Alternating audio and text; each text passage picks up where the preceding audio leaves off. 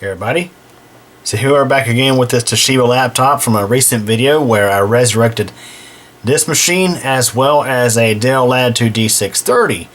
So the Latitude D630 actually came back to life and came out of hibernation. Literally, Windows was hibernated for like 10 years and it came back out of hibernation, which was quite interesting to watch. Now the Toshiba, unfortunately, the hard drive was no good. In a recent video, I tried to resurrect it and was unsuccessful. Basically, right back at square one. So now, what we're going to do is we're going to install a solid-state drive in this machine. We're going to upgrade the memory, and we're going to see how this old machine can run Windows 11. Why not? Okay, so first thing we're going to do is remove this battery.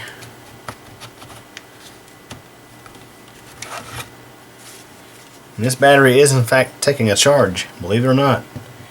It's the original battery to this machine, I do believe. It's actually an upgrade battery because you can see it's actually a 9-cell. Normally these things have 6-cell packs, so that's actually a 9-cell. But anyway, I guess first I'll go ahead and put the solid-state drive in. So inside here I left all the hardware to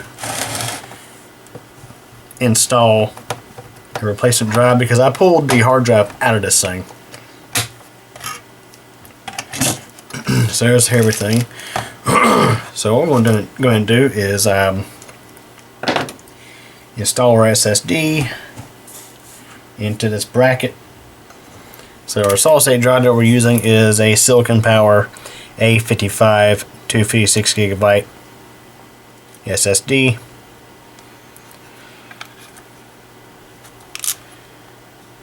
Now, interesting thing to note, before I actually bolt this in, this cage actually has a separate drive plug on it, which is funny.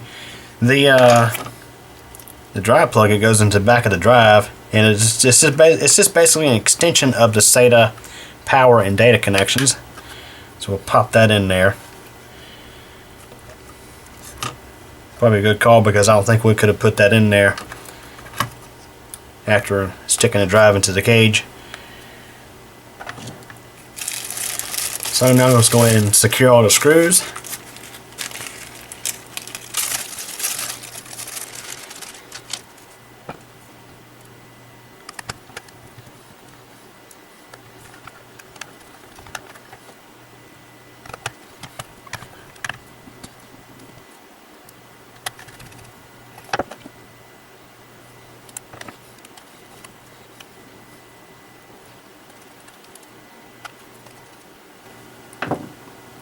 Okay, so go ahead and install this into place. Now what's funny is there's probably data on here. So when this thing starts up, it's going to start up into something, I don't know what. Because we actually did in fact use this drive previously in a different system, and if I remember, I'll put a card in the corner of this video back to one of the videos associated with that machine. I think it was like a HP DV6000 or something like that. I was having problems with that machine, and it was kind of older than this, kind of.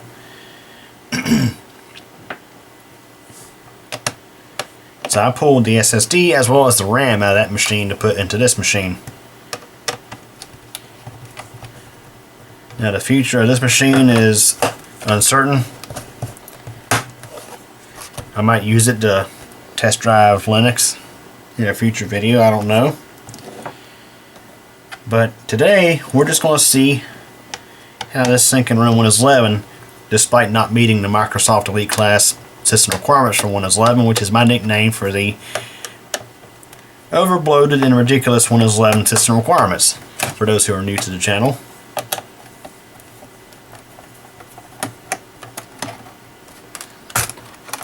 Alright, so in here is our RAM modules. I was looking to see if perhaps there is a CMOS battery in here somewhere. I think there is. because the CMOS battery is dead on this machine, meaning that anytime the main battery is removed, this thing loses date and time in settings. Yep, there is a battery that's it's kind of off to the side. Might be able to replace it from here without tearing this whole thing apart. But anyways, just for now, let's see what we got in here. It's a factory Wi-Fi card. It's got Toshiba part numbers on it. It's made by Intel.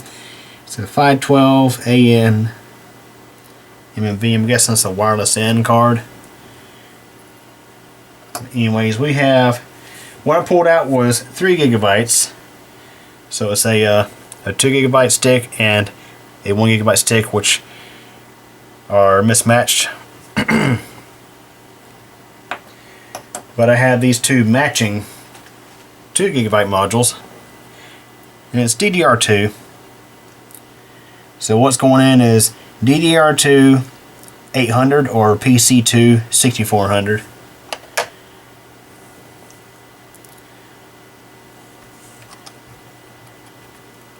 It's crazy to think how far technology's going. Now we have DDR5.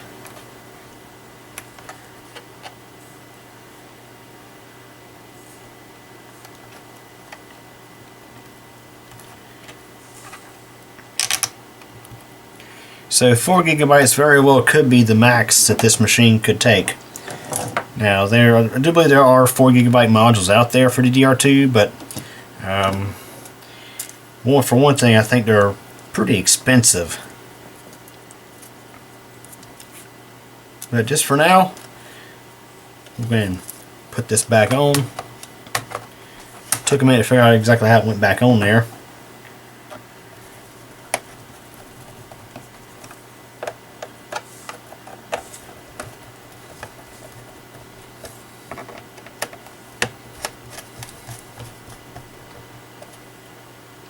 Alright, so now we're going to test this thing out.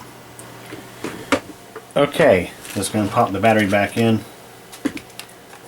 Again, 9-cell battery is pretty decent for a machine like this. Usually back in the day when you had a 9-cell battery, you had pretty good run time. So I got a Dell Inspiron 1525 that I used back when I was in college, and that was one of the first things I did to it was put a 9-cell battery on it. It ran for quite a while. Alright, so as mentioned, I do believe there is something on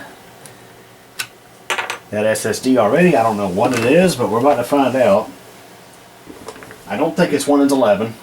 It might be Windows 7, might be Windows Vista even. I can't remember for sure. But we'll start up and see what we have on there, and then we're going to do a clean install Windows 11 on this thing. So that being said, I'm going to start it up and I'm going to go into the BIOS. So we can set the date and time.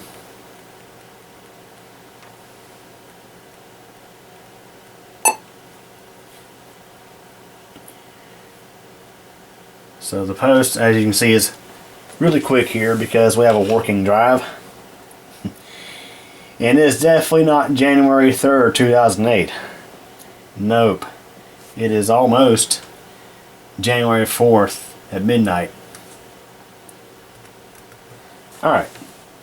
So you can see we have an Intel Core 2 Duo CPU T6400,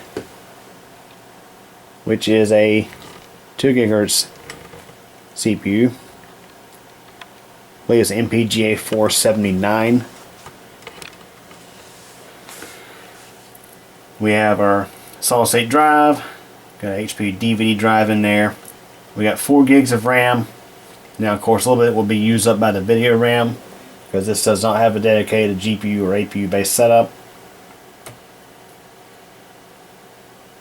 I'm just going to leave everything default in here, I think.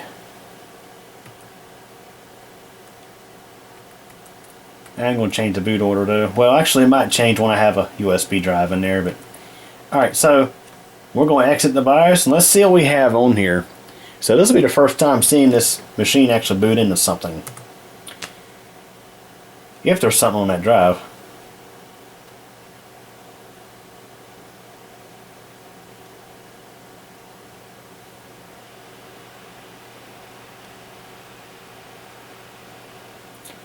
Okay, let's see what we have here. Looks like Windows 7, maybe. Yep, Windows 7. And we can see it's not liking this. It just crashed there. It's going to boot loop now. Yep, Windows 7. Sometimes when you change hardware, it just did not like to start up on a new hardware. Funny thing is, Windows 10, Windows 11 tend to do a little better. And I think the same could be said for Windows 8. Now, on our green flash drive here, I don't know why this thing takes long to post sometimes, but on this flash drive here, we actually have Windows 11 24H2, which theoretically should not be able to run on this machine.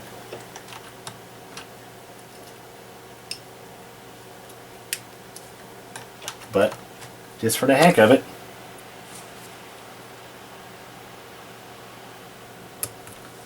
we're going to try it anyway.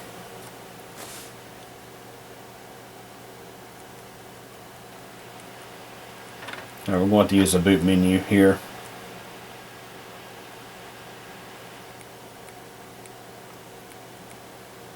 Alright.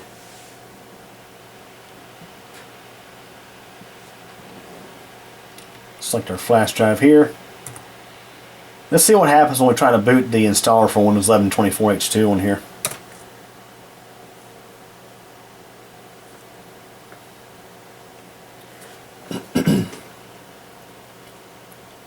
Alright, so we actually have the loading screen, interesting enough.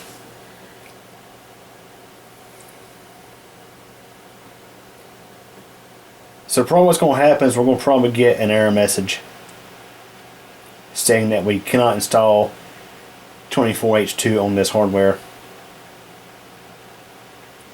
Because 24H2, now of course there are what I called earlier the Microsoft Elite class requirements, which are the listed requirements for Windows 11, which will be the 8th gen Intel Core CPU or equivalent, or AMD Zen Plus or equivalent, TPM 2.0, secure boot, all that good stuff.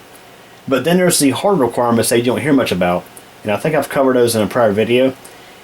But older versions of Windows 11, such as 21H2 through 23H2, you could actually install that on pretty much anything that will run Windows 10. And like I said, we just boot looped there. So more likely it just blue screened.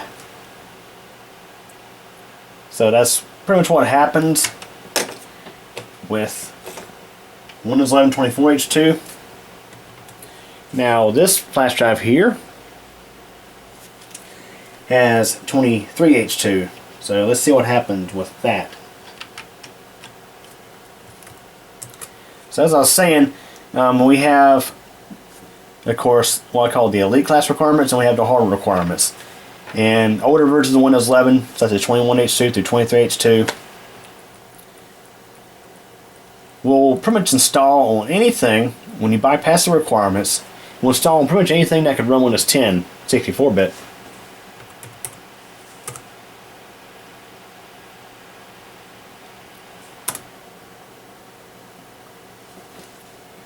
But 24H2 requires at least a CPU that supports, I believe it's SSE 4.2, and also the POP CNT instruction. So if the CPU doesn't support those things, then it will not work, as we had seen. Now this should boot up into the installer.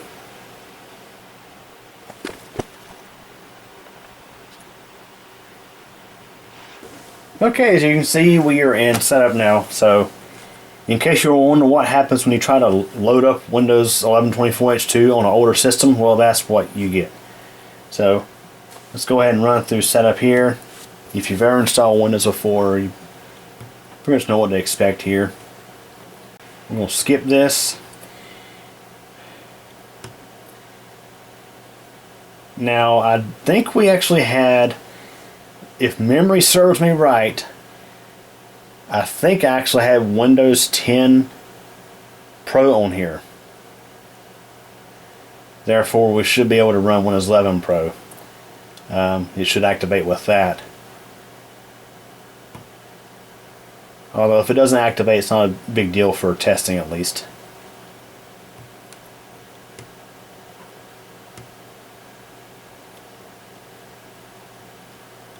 Okay, so our SanDisk USB drive likes to report to computers as a hard disk, so that's why it's showing up in here. So we're going to just worry about our SSD.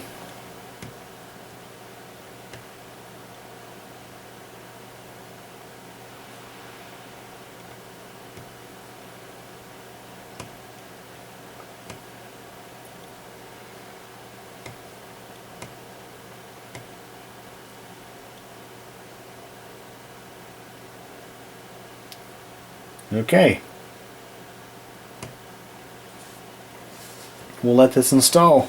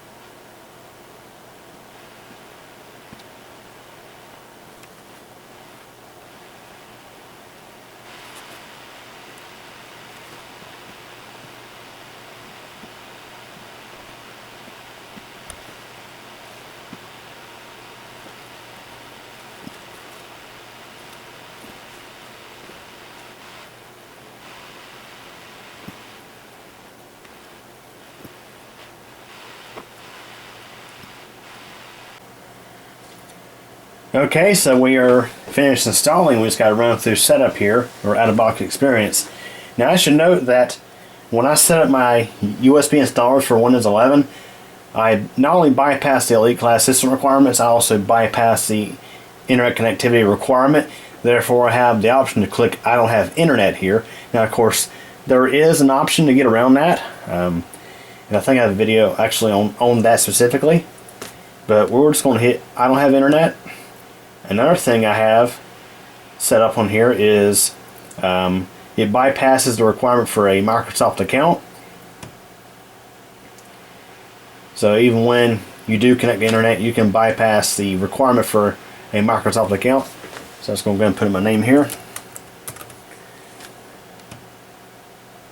Skip that. And another thing is I have it set to bypass all the dumb questions about how I'm trying to think all the questions about telemetry, all that good stuff. So I'm going to bypass the hi, we're happy you're here.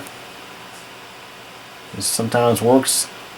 Yep, there's a task manager, and we go in here and turn off something I do not want to run, and that is OneDrive. I always do this when I run the out-of-box for Windows 10 or Windows 11. So pressing Control Delete and selecting Task Manager sometimes can get you a shortcut to the desktop, bypassing the hi, we're happy you're here garbage, or we're setting things up for you, whatever it says. Over the years they've changed it a few times. But the first starting to Windows 11 always seems to take a little longer because it's setting up. It's still setting everything up. But honestly, I prefer to look at a desktop versus looking at a black or alternating color screen with text that says, we're setting things up for you. So we'll let this get done and we'll move on to the next step. Okay, we just had to give it a moment. So what I'm going to do is I'm going to go ahead and connect up internet. We'll just use wired for now.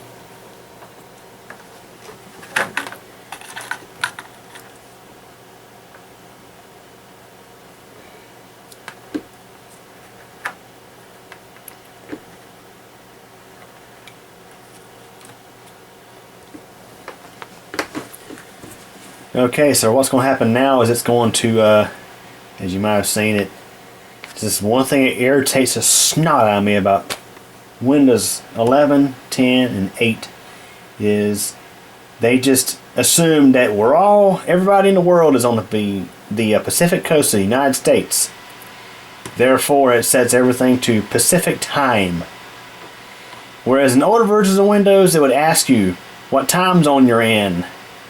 You know, it would ask you the important questions like, what do you want to name your computer? You know, stuff like that. Not the garbage about your advertising ID or any of that mess.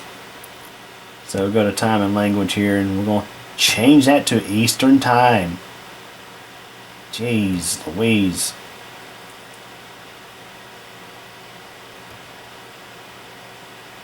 There you are. Okay, so things are going to be a little sluggish for now because it's currently in the process of setting everything up. We're still missing drivers. It's going to fetch drivers off the internet and install stuff like that. So we'll let this run its pace, get everything done, and we'll come right back when it's done. Okay, so it's only been like a couple minutes, if even that. Like as soon as I stopped recording, the display driver installed. So, for example, let's look at Task Manager, see what our utilization is. You can see it's using that CPU pretty hard. Memory, given it's Windows 11. And of course, modern Windows has a whole bunch of stuff running in the background. Gone are the days of like Windows XP when things were pretty light right out of the box. So let's go ahead and explore some things here. Let's see. I think we're still missing some drivers. I know some trackpad. You should be able to scroll up and down with 2 fingers, and it's not doing that, at least not yet. But just to show you what we have here, we have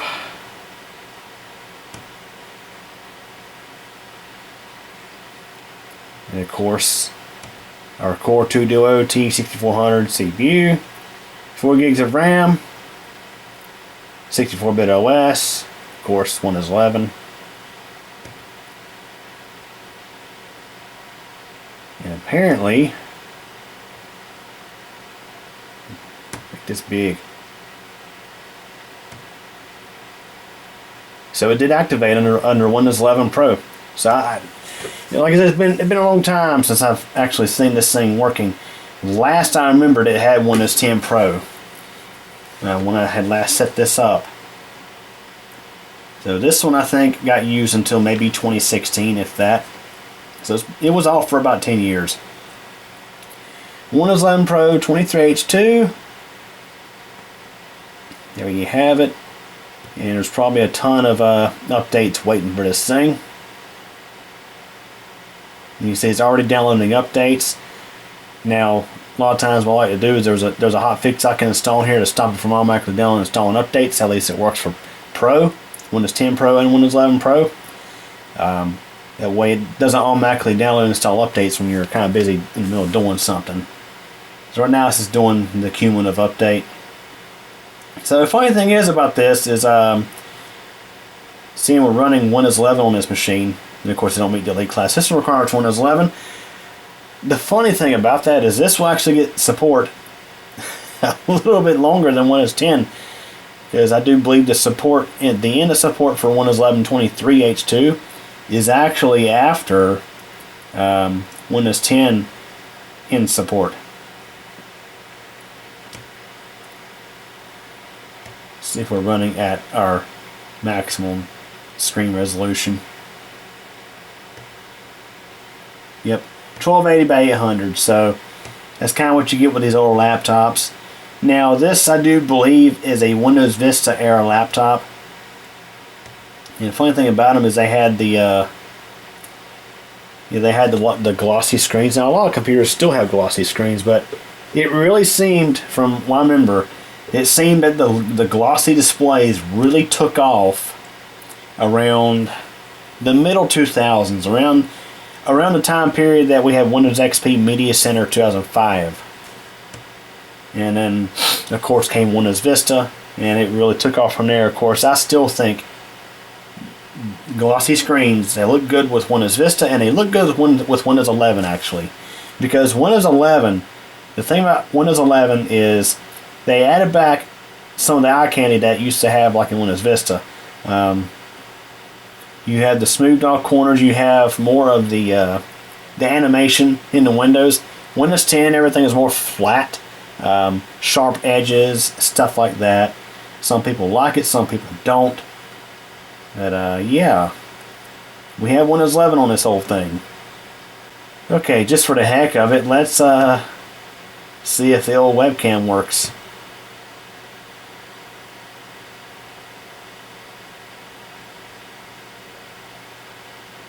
It does.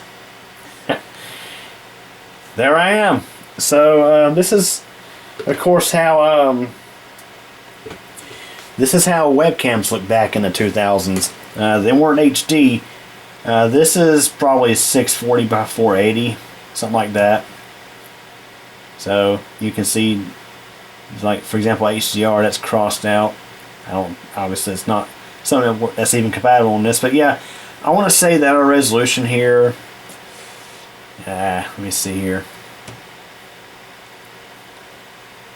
640 by 480. That's what I was thinking, something like that. Neat. Oh, that's great. I just love how the apps just randomly crash.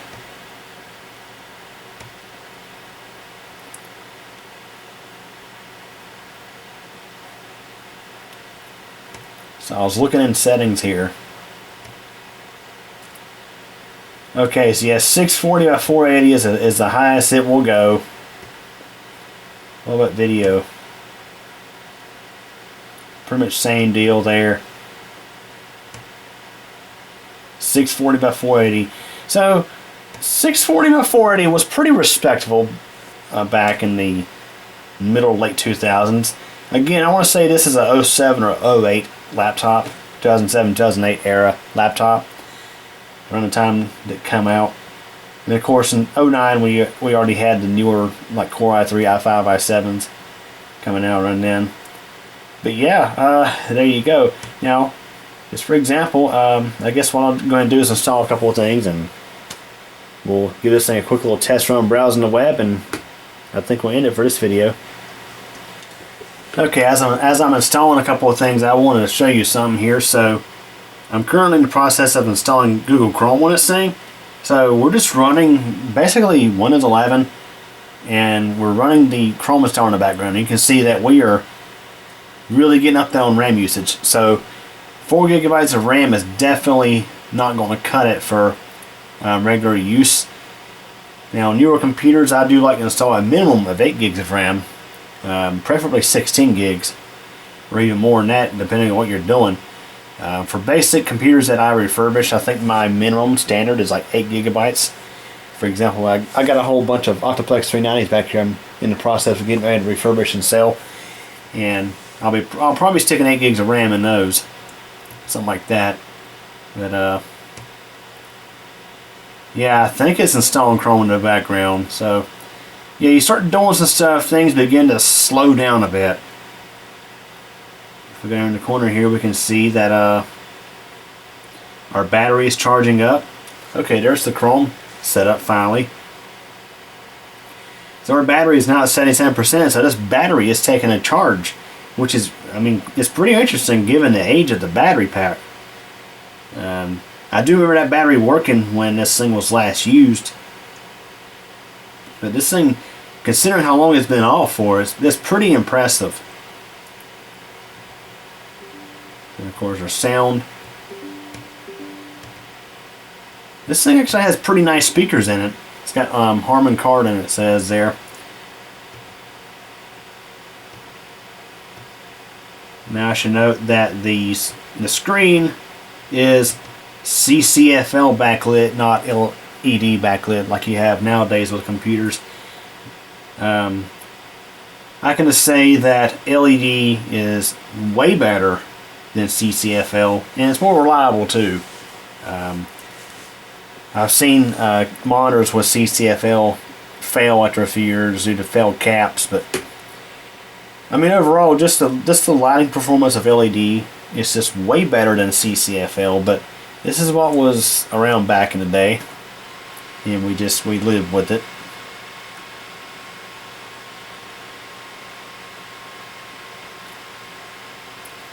And of course, we can see our Wi-Fi is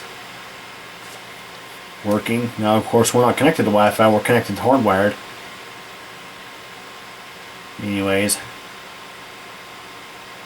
As you can see, yeah, things just slow down a little bit. But of course, that's kind of be expected with this kind of hardware. Now, my Dell Inspiron 1525 will probably a little bit faster, given it has the Core 2 Duo T9300 CPU installed in it. That's something I put in years ago. Just for example, let's see what this thing can do for video.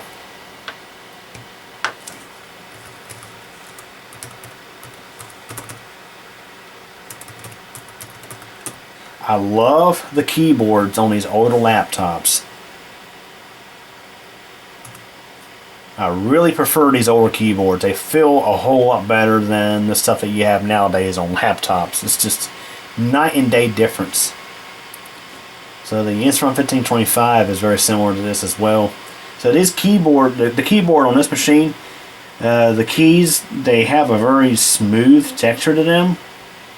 And the amount of bounce that they have, I mean, the travel, it's just so much better. Yeah, it's funny, on Google search, if you search CubeComputer channel, CubeCompMDX comes right up as number 2. That's my second channel. So we're going to play a video here.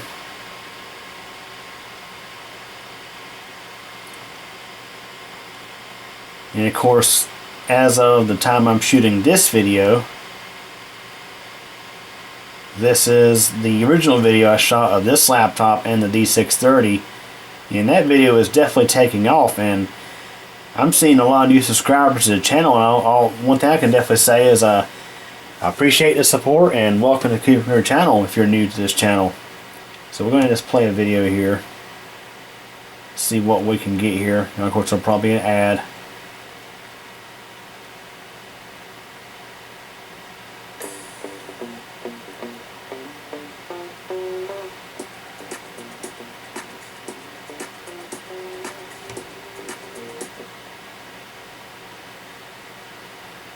So we are currently playing in 480p. Hey everybody.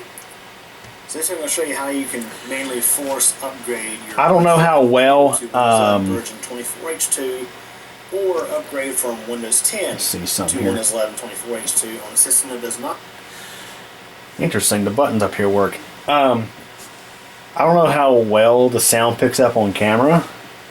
Ridiculous.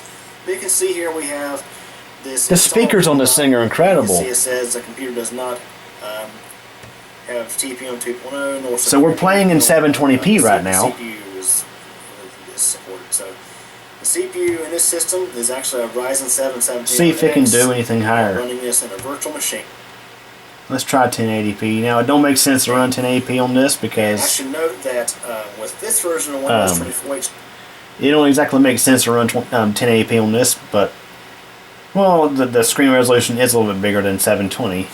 But you can see that it's actually playing back pretty decent. I'm kind of surprised. I was expecting that the playback would not be that good, but this is actually surprising me. So you can see that play and pause even works. So the little media buttons up top actually do still work. But yes, you got to have at least an AMD Bulldozer or equivalent CPU. For Intel, that'd be an Intel. So yes, for i7 or Pentium. For how slow the performance is of this machine, I mean, like browsing the web and waiting for things to load, the video playback is really shocking me because for graphics on this thing, it's not that impressive.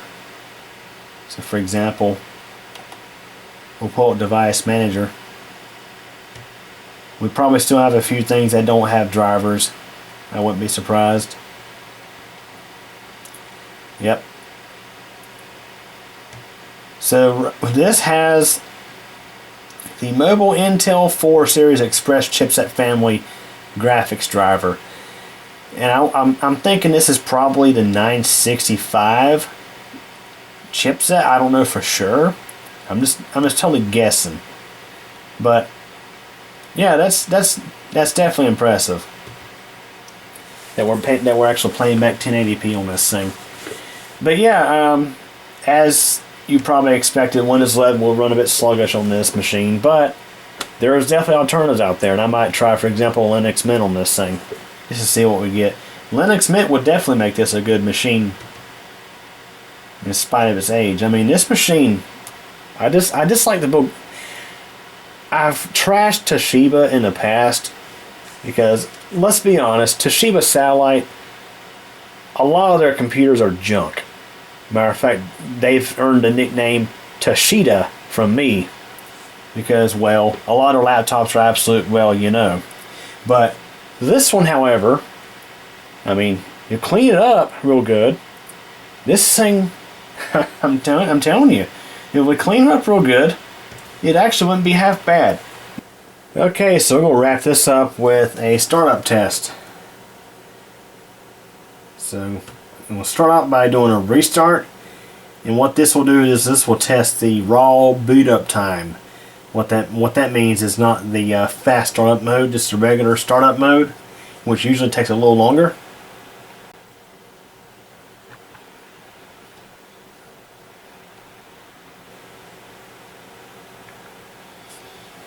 Okay.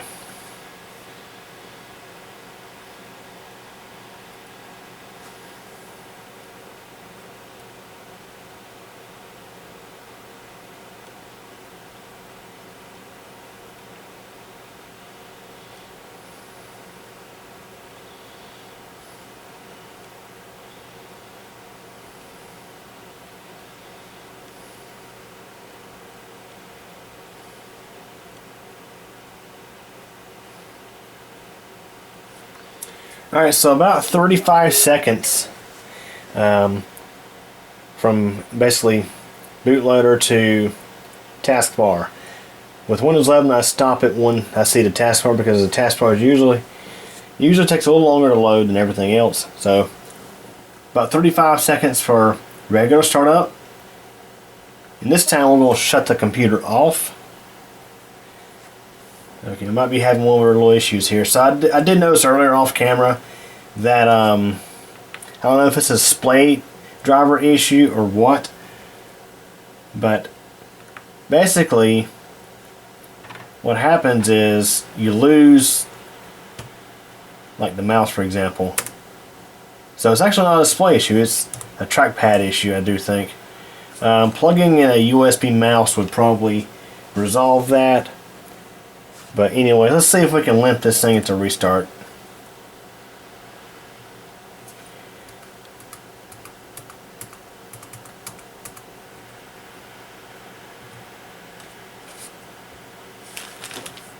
Haven't used the keyboard here to do a restart. Actually shut down this time rather. So apparently there's a bug with the built-in Windows driver for the trackpad. Probably need to run Windows Update again and have it install driver updates, all the driver updates. I did disconnect this thing from the internet, and also I applied a fix to stop automatic download and installation of updates without permission. You can do that again, as I think I mentioned, with Pro versions of Windows 10 and 11. Anyways, I'm going to start this back up, and we'll do a fast startup speed test.